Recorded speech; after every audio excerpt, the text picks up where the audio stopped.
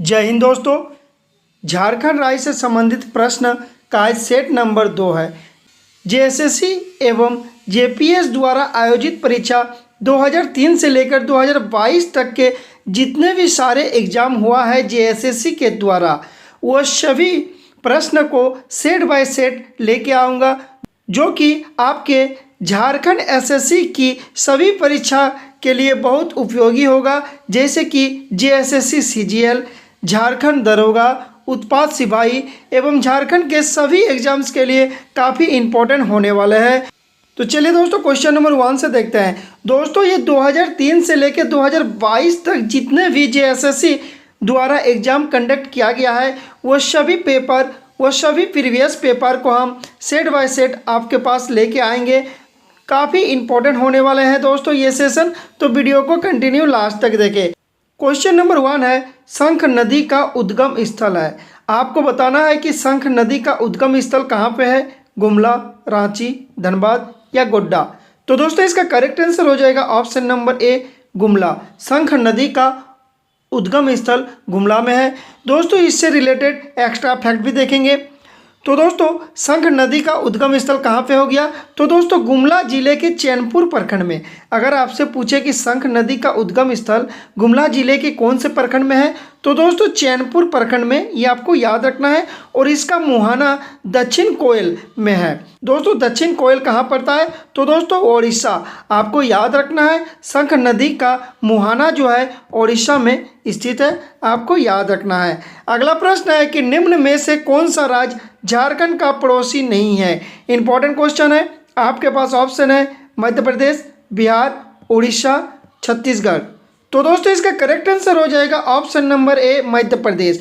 मध्य प्रदेश झारखंड राज्य का पड़ोसी नहीं है, आपको याद रखना है। दोस्तों, झारखंड के उत्तर में कौन सा राज्य पड़ता है, दक्षिण में, पूर्व में और पश्चिम में हम लोग देखेंगे। तो दोस्तों, झारखंड के उत्तर में बिहार पड़ता है। आपको याद रखना है, डायरेक्ट क्वेश्चन एग्जाम में इस तरह का पूछा जाता है कि झारखंड राज्य के उत्तर में कौन सा राज्य पड़ता है। तो दोस्तों, बिहार पड़ता है। झारखंड राज्य के दक्षिण में ओडिशा पड़ता है, पूर्व में पश्चिम बंगाल पड़ता है, पश्चिम में छत्तीसगढ़ और उत्तर प्रदेश पड़ता है। ये आपको याद रखना है। और दोस्तों, मध्य प्रदेश झारखंड का पड़ोसी नहीं है।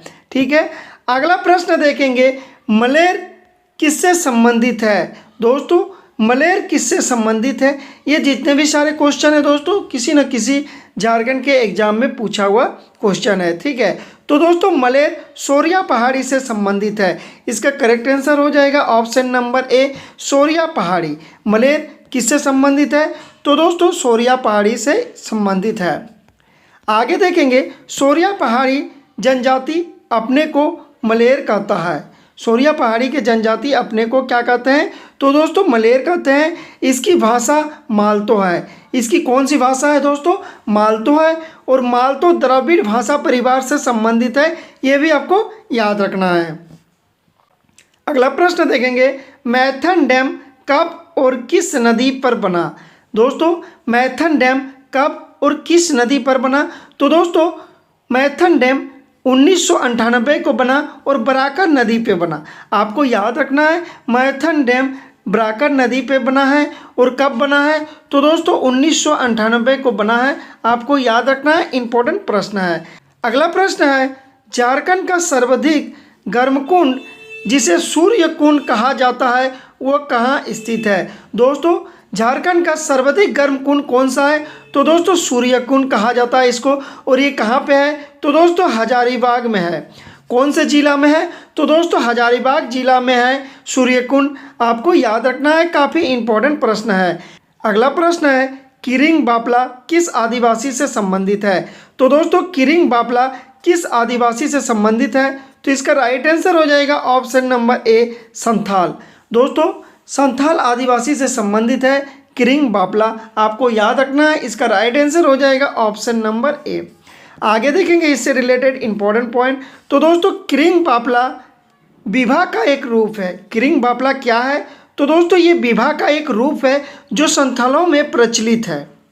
आगे देखेंगे, यह विवाह माता पिता द्वारा अगुआ के माध्यम से तय किया जाता है। दोस्तों किरिंग बाबला क्या है? तो दोस्तों एक विवाह का रूप है जो संथाल द्वारा प्रचलित है और यह विवाह माता पिता द्वारा अगुआ के माध्यम से तय किया जाता है, यह भी आपको याद रखना है।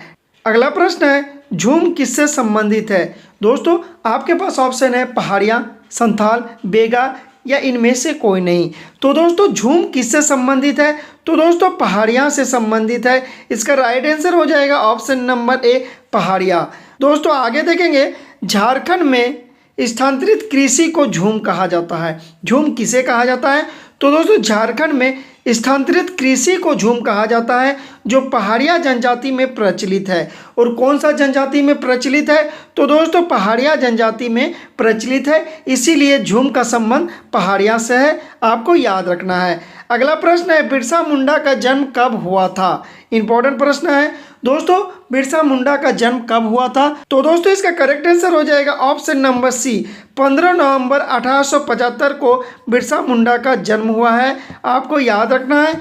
और दोस्तों आगे देखेंगे बिरसा मुंडा का जन्म कब हुआ है? तो दोस्तों 15 नवंबर 1875 में खूंटी जिले में उलीहातू नामक गांव में हुआ था। दोस्तों बिरसा मुंडा का जन्म 15 नवंबर 1875 में कौन सा जिला में हुआ था? तो दोस्तों खूंटी जिला में। और अगर गांव पूछे जाए तो दोस्तों उलीहातू गांव है, कहाँ पे है? तो खूंटी जिला में पड़ता है। ठीक है, इन्होंने उलगुलान विद्रोह का नेतृत्व किया था। दोस्तों बिरसा मुंडा कौन से विद्रोह का नेतृत्व किया था? तो दोस्तों उलगुलान विद्रोह का नेतृत्व किया था, यह भी आपको याद रखना है। इस तरह का क्वेश्चन हमेशा एग्जाम में पूछे जाते हैं।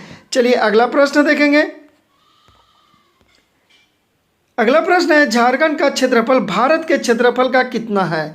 दोस्तों झारखंड का क्षेत्रफल भारत के क्षेत्रफल का कितना है?